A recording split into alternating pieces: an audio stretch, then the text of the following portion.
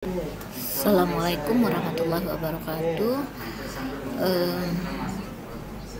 Selamat berjumpa kembali pada materi kita hari ini, instrumentasi. Untuk hari ini, sebelum kita membahas tentang oven, inkubator, autoclave, timbangan analitik, spektrofotometer, saya ingin menyampaikan agar kalian, walaupun materi kita hari ini tentang metode pembelajaran kita hari ini daring, tetapi kalian adalah mahasiswa Poltekkes jurusan kesehatan lingkungan, ya, kesehatan lingkungan, sehingga kalian menyandang mahasiswa counseling, dan saya berharap kalian bersikap baik dimanapun kalian berada. Wabil khusus kepada kedua orang tua, ya. Jadi jangan mentang-mentang stres dengan metode pembelajaran seperti ini, jadi bentak-bentak gitu. Apalagi pada kalian yang suka main game, ya, kalau ibu kalian atau bapak kalian minta tolong, cepat kerjakan, ya. Karena itu adalah suatu kebanggaan dan salah satu cara menyenangkan hati kedua orang tua.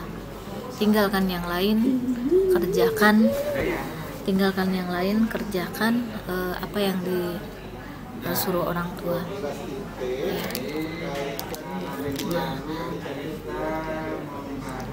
Nah, hari ini kita akan membahas tentang oven.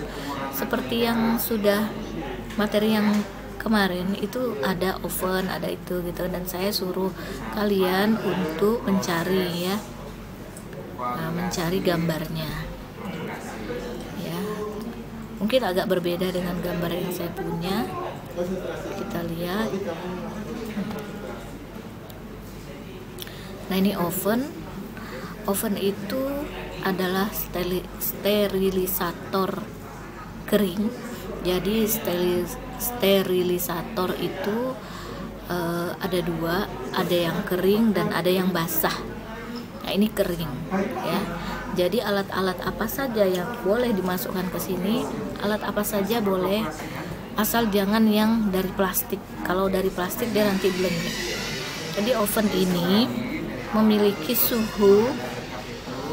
Kalau kalian ingin menyeterilkan suatu alat gelas misalnya, itu dibungkus dulu dengan kertas. Nah, kemarin ada yang nanya kertas. Nah, kertas apa? Kertas apa saja? Ya, kertas HVS boleh. Dibungkus dulu alatnya, misalnya Petri dish atau gelas kimia atau Erlenmeyer, ya. Kita bungkus dulu dengan kertas, baru kita masukkan ke dalam oven. Nah, oven ini suhunya, kalau kalian ingin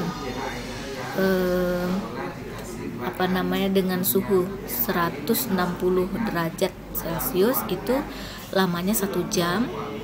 Tetapi kalau 180 derajat Celcius itu waktunya, saya ralat.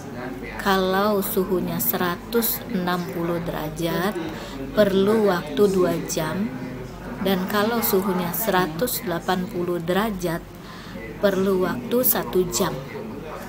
Nah, setelah, misalnya kalau kita mau 1 jam, setelah 1 jam kita matikan, dia sebenarnya ada alarm langsung mati sendiri. Nah, tapi karena kita mau cepat, mungkin memakai alatnya, kita nggak boleh langsung buka. Jadi biarkan dulu suhunya turun, nanti baru kita buka. Karena kalau kita langsung buka, maka hawa panas di dalam oven ini akan menerpa kulit wajah kita atau tangan kita. Ya. Nah, ini cerita tentang sterilisator kering. Kita lanjut. Ini inkubator. Modelnya hampir sama dengan oven, cuma ini suhunya berbeda, ya. Ini inkubator ini untuk menginkubasi, ya, menginkubasi apa aja. Biasanya kita pakai untuk pertumbuhan bakteri. Ya, pertumbuhan bakterinya kita masukkan ke dalam agar, kemudian kita masukkan ke inkubator. Kalau di cara kerja tertulis biasanya masukkan ke inkubator, diamkan selama 24 jam, besoknya diamati. Nah, begitu. Jadi suhunya itu sekitar 37 derajat Celcius ya, 37 atau 36 sampai 37 derajat Celcius. Nah, kita masukkan penanaman bakteri kita. Nah, besoknya setelah 24 jam baru kita amati pertumbuhan bakterinya. Jadi dia untuk memberikan waktu tunggu bakteri tumbuh ya. Itu inkubator. Kemudian ini autoclave. Nah, dulu kita punya model seperti ini, tetapi udah ada juga yang seperti ini. Autoclave ini adalah sterilisator basah ya. Wah, ini ada jualan pula. Ini bukan nomor HP saya ya. Ini pas saya copy nggak ngeliat ini, nggak lihat nomor HP nih. Rupanya orang jualan. Ya, kita lanjut. Jadi autoclave yang ada di lab ada yang ini juga ada. Tapi yang zaman dulu punya ini dia udah agak rusak. Ya, di sini ada sebelum itu di sini cara kerja autoclave itu adalah pemanasan dengan tekanan uap. Ya, jadi kalau alat yang akan kita sterilkan biasanya media agar juga kita masukkan di sini. Lalu kita tutup rapat, baik ini pakai diputar ini ya, tutup rapat, ini juga ditutup rapat, kemudian terkunci di sini, terkunci, ininya dinaikkan ke atas nih. Kalau dia terkunci, ya, terkunci semua, maka kemudian kita tekan tombol on off-nya hidup, ya, dia nanti akan naik sendiri suhunya. Suhunya kita setel 121 derajat Celcius selama 15 menit. Jadi 121 derajat Celcius selama 15 menit. Ya, nanti dia akan naik. Jadi suhu ini suhu panas dengan bertekanan tinggi, ya. Nah, ini nanti kalau sudah selesai dia mati sendiri, kita tekan tombol matinya, on off-nya. Kemudian nanti jangan juga langsung dibuka, biarkan dia sekitar setengah jam. Ya, sebelum itu kita buka, ini ada tombol uapnya, nanti uapnya akan keluar. Ya, uapnya akan keluar. Ya, uapnya akan keluar, ini tombol uap juga, uapnya akan keluar. Nanti setelah uapnya selesai keluar habis, baru bisa dibuka. Kalau kita tidak mengeluarkan uap airnya, bahayanya ini bisa rusak nih. Ini kalau kita buka, ini bisa melayang, meledak naik ke atas tutupnya.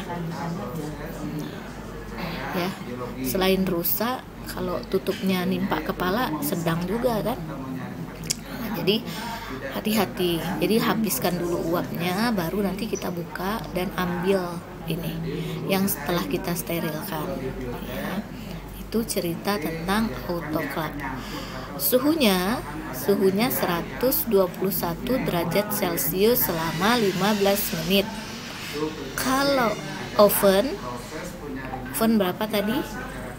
160 derajat Celcius selama 2 jam atau 180 derajat Celcius selama 1 jam. Nah, ingat nih, ini udah diulang-ulang nih, ujian keluar nih, hati-hati ya. Ting. Oke, kita lanjut ya. Mahasiswa cakep, bager, ganteng, mahasiswa cantik, soleha. Kita lanjut ya. Nah, ini timbangan analitik. Nah, timbangan analitik di lab kita modelnya seperti ini. Ada tutupnya dari kanan, kiri, atas. Ya. Di sini ada tombol on off-nya juga. Nah, ini ya. Kita colokkan, nanti ada colokannya, terus timbang, untuk menimbang kita tekan tombol on-nya dulu ya. Nanti dia hidup, keluar angkanya di sini. Nah, ya. Kalau kita mulai mau timbang, kita timbang dulu wadah timbangnya. Wadah timbangnya kita letakkan di sini. Setelah itu nanti dia akan keluar angka. Kalau kita mau abaikan, kita tekan ter. Ada tulisannya tare. akan tear, maka dia akan 0 walau ada wadah timbang di sini. Oke ya, setelah itu baru kita masukkan ke wadah yang bahan yang akan kita timbang. Masukkan ke wadahnya, lalu kita tutup.